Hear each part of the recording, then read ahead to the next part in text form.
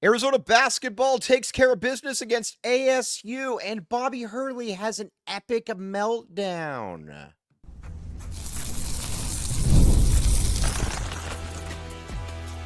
You are Locked On Wildcats, your daily podcast on the Arizona Wildcats. Part of the Locked On Podcast Network, your team every day. Thanks for keeping it locked on Wildcats and making this your first listen of the day, your show your team every day. This show is brought to you today by FanDuel. Super Bowl 59 is here, and there's no better way to make every play more exciting than getting together with FanDuel Sportsbook. New customers can bet $5, and if you win, score $200 in bonus bets. Download the app. Head to FanDuel.com to get started. Okay, Arizona basketball takes care of business against ASU, and there was a lot of really good stuff to take away from this game. First and foremost, Caleb Love, I think, has answered a lot of the questions that people might have had about, well, should you have gone with Joson Sanon or should you have gone with Caleb Love? Caleb Love. Joson Sanon's an okay player, don't get me wrong, but that's a second-round pick. That's not somebody that is an absolute difference maker at the college level. You can say whatever you want about Caleb Love, but Caleb Love is a difference maker at the college level, and an All-American to boot. He was a third-team All-American last year. It is what it is. Then you also have on top of that, you've got another guy in Bobby Hurley that just had a meltdown of epic proportions. We're going to lead with that, and then we will get to some more of the games. Listen, Bobby Hurley calling Arizona's players classless is about the most ironic thing that you will ever come across. There's nobody that is less classy than Bobby Hurley when it comes to coaching. There's nobody in the industry that acts like Bobby Hurley. He just goes ballistic. He goes crazy. It just, even when he's getting a technical and he's just kind of falling apart, it still is just baffling to watch how he goes about doing things. It is pot meet kettle, as that old phrase goes, but Bobby Hurley, talk about just not really getting it. And his team plays like that. Listen, when Bobby Hurley has a meltdown and his team starts having a meltdown, that's just kind of what happens. Then you look at ASU and Freeman headbutting Caleb Love. That was appalling. That was a joke. That was disgusting. And he should be suspended for a while. I also have a problem as well with Caleb Love being ejected from that game. Listen, if you get headbutted in the face and then you basically square up, I don't understand what the deal is. I don't understand. Well, what are you supposed to do? I mean, you just got headbutted in the face, and then he's chirping. I get all of that.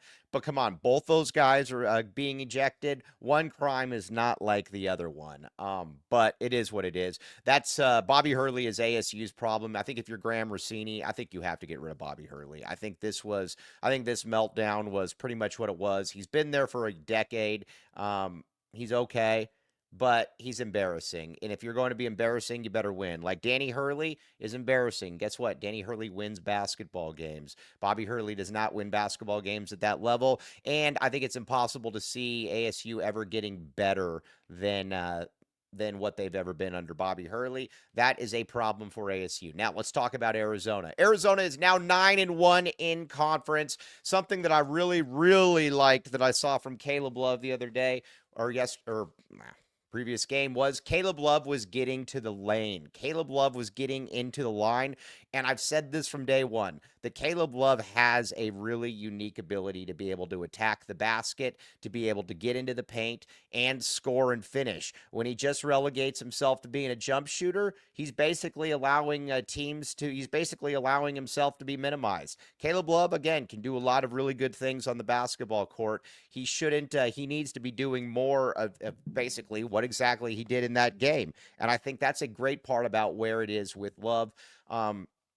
You see what he listen, Arizona, when Caleb Love is playing well, is basically as almost about as good a team as there is in the country outside of Duke. Duke is the best team in the country. I don't even think that it's really close, but Arizona can make a lot of noise if Caleb Love is playing like that, and you saw that. The rest of the team, though, they kind of feed off Caleb, and we're going to talk about that here in just a second.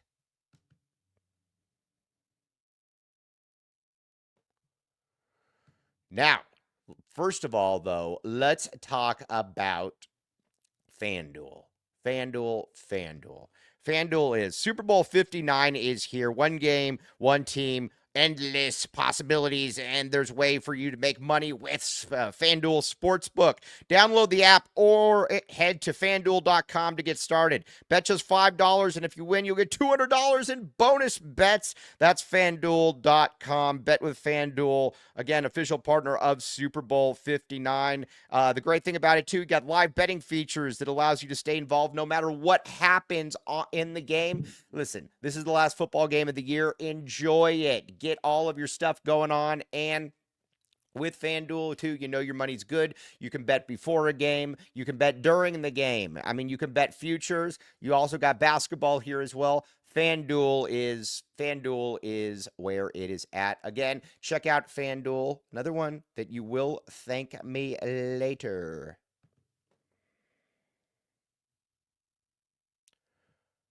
Thanks for keeping it locked on Wildcats and making this your first listen of the day. I am your host, Mike Luke. All right, now let's talk about all the players feeding off of it. Everybody's role is just kind of coming into play right now. When you got Jaden Bradley, who is just the epitome of solid. Arizona, you win with players at the college level like Jaden Bradley. He's just Mr. Reliable. Every single game, you know that you're probably going to get 12 to 15 points, 4 to 5 assists, 2 to 3 steals, and he is just going to be a steadying influence on the court. And he did just that. And you got to remember, too, he's doing that without really any backup point guard. I mean, I know Conrad Martinez played a few minutes, but he's not really good enough. It's also, I think, very difficult to, have KJ at that point guard spot because KJ, when he gets downhill, is really, really good. The problem, I think, with KJ is that he is when he's floating on the perimeter, he's just not good. That's just not good enough. And I think that because he's going to turn the ball over at points. And, again, we've seen that but those guys are all starting to fit into their roles. Henry Vasar coming off the bench then was absolutely huge. He had some monster dunks. Quaintance is a really, really good player. But Henry Vasar, I think, more than held his own.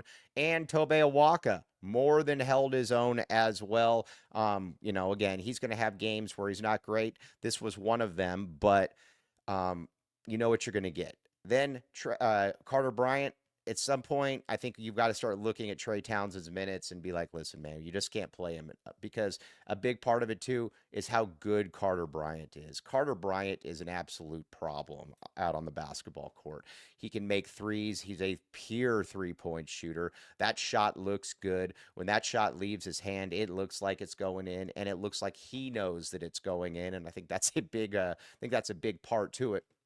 He's also you watch him, he's just getting better. He's blocking shots. He's meeting players at the apex of the rim, just doing a lot of different things. He's something that I think Arizona fans, he's probably becoming a one-year player before our eyes. That's kind of what you do. He's probably playing himself into that position. And you certainly wish him nothing but the best if that is the path that he goes. But he's been really good, and watching him, it's just fun to watch how he's been able to play. Arizona needs to continue to fast track him, though. That is a huge thing for Arizona. You have got to continue to fast track him because listen, March Madness is about a month and a half away. You've got to have Carter Bryant basically ready to go. You got to have Carter Bryant locked and loaded because if he's ready to go, then Arizona's ready to go. Then this team can be a lot better. Another thing that I think you have to look at is where is it when it comes to a player like a Trey Townsend, and that to me is kind of the elephant in the room, and we need to discuss that. But first.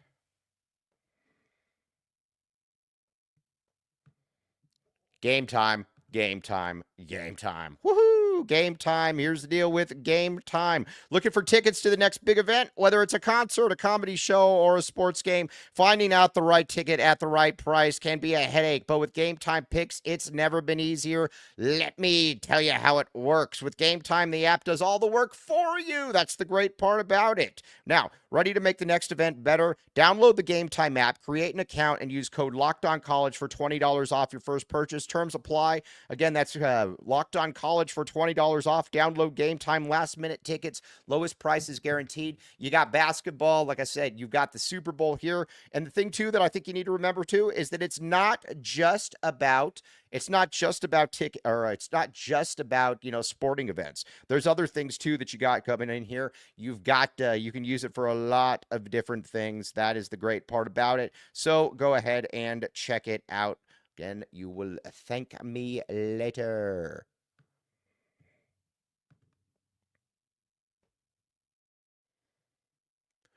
All right, now let's talk. And thanks for keeping it locked on Wildcats, making this your first listen of the day, your team every day.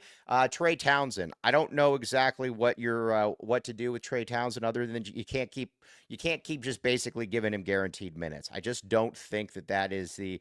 I just don't think that that's really. I just don't think that that's really the way that you can go about doing this. He doesn't play hard.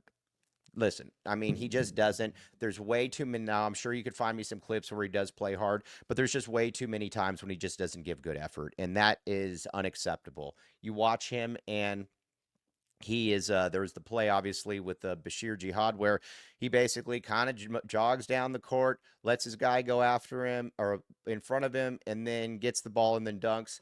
And again, Townsend doesn't rebound. He doesn't do anything really. I mean, he's a difficult player to play, and I think that at this stage in the game, Tommy's got to understand that. I think Tommy's got to understand that you listen. I know that you got to play him some, but you got to be giving Carter those minutes. You've got to be rocking with Carter. You got to figure out now Carter, Awaka, and Henry Vasar. Those have to be the dudes, in my opinion. If you want to give Townsend some minutes here or there, cool. But I can't really keep rocking with Townsend. He is he just, like I said, I can deal with a lot of stuff in sports. I can't deal with players that don't play hard. And if they don't play hard, then then I don't really know what to do in that situation. He is he's just a player that he's just a problem. And if you go against really good teams, like imagine Trey against Houston, that's another problem. You imagine him against Houston, how big and physical they are up front. He's not going to play well. He's not going to get rebounds. He's just going to stand around. At least with Carter, you're going to deal with some stuff. And again, he's probably going to get into foul trouble at points.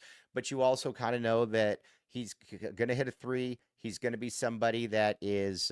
He's going to hit a three. He's going to be somebody that is that blocks some shots, and he's going to continue to get better. Townsend just isn't that. But overall, Arizona's 9-1 in conference now. You got BYU coming up on Tuesday. That's going to be a big game for the Wildcats because BYU, that's a tough place to play. They got talent. They got a lottery pick at the guard position, obviously. If Arizona can win that game, you're going to have Caleb Love, as you should. But if Arizona wins that game, then you're 10-1 on the season in the Big 12. And I don't think that anybody could have expected that, and you're going to have some games coming up where you play Iowa State, who lost. You play Houston at home. And you got some other games. Kansas kind of stinks. So right now, Arizona is really sitting in Arizona's in the catbird spot. And I think you got to be pretty happy about that, about where Arizona is and just kind of going forward where they are. And we're going to continue to see how this one does play out. But 9-1 halfway through, continue to push that. And you start looking in that, start getting into that 4 seed, that 3 seed realm because you're playing really, really good ball. Again, you didn't give yourself a ton of margin for error this offseason or this out of conference schedule. So you had to make it up in conference, and you're doing just that. And again, for all the people out there that were saying, Arizona is not going to make the tournament, 13 win, whatever the case may be, Arizona's popped back now, and everything is kind of just coming into shape, and that's the best part about it. So tomorrow we're going to break down BYU, the meaning of what Arizona and BYU would be, because there's going to be some interesting things to talk about, and that's far from a given win for the Wildcats. But as always, very, very much appreciate you all making Locked On Wildcats your first listen of the day. I'm your host, Mike Luke. Bear down, back the A, and we will be back with you tomorrow on Locked On, your team every day.